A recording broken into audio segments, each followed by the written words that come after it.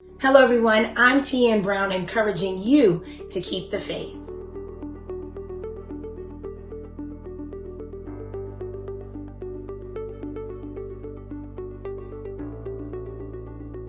Whether or not you've ever been to a 12-step meeting, many of us know the Serenity Prayer. God, grant me the serenity to accept the things that I cannot change, the courage to change the things that I can, and the wisdom to know the difference. This prayer was written by an American theologian by the name of Reinhold Niebuhr in the early 1930s and was popularized by Alcoholics Anonymous, and it also stands as a mantra for self-help seekers everywhere. Anyone that's ever been to an AA will tell you that this prayer, it works and it seems to bring peace. Let's break it down. The first part. Accepting the things that you cannot change and things that you cannot control can seem really, really, really difficult. I mean, who hasn't struggled with this? I certainly have. When someone tragically dies, or a relationship ends, or when you lose your job, it can seem so hard to accept the reality of what has just happened. But the only real answer, give it up to God.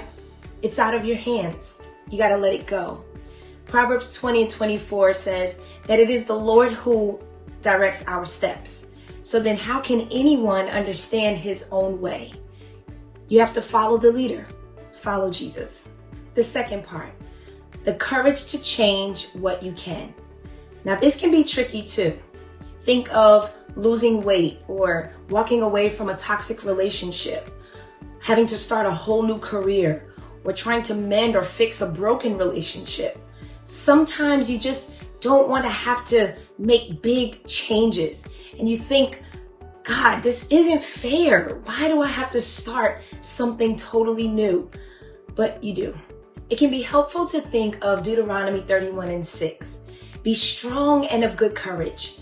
Do not fear nor be afraid of them. For the Lord your God is with you. He will never leave you nor forsake you. Life can be super scary, and sometimes you have to dig really deep to find your courage. But it's comforting when you realize that God is walking right there alongside you. And the final part, asking God to infuse you with wisdom to know when to accept and when to change. I think the best way to do this is to pray and to listen for God's voice. Proverbs 2:6 says, for the Lord gives wisdom.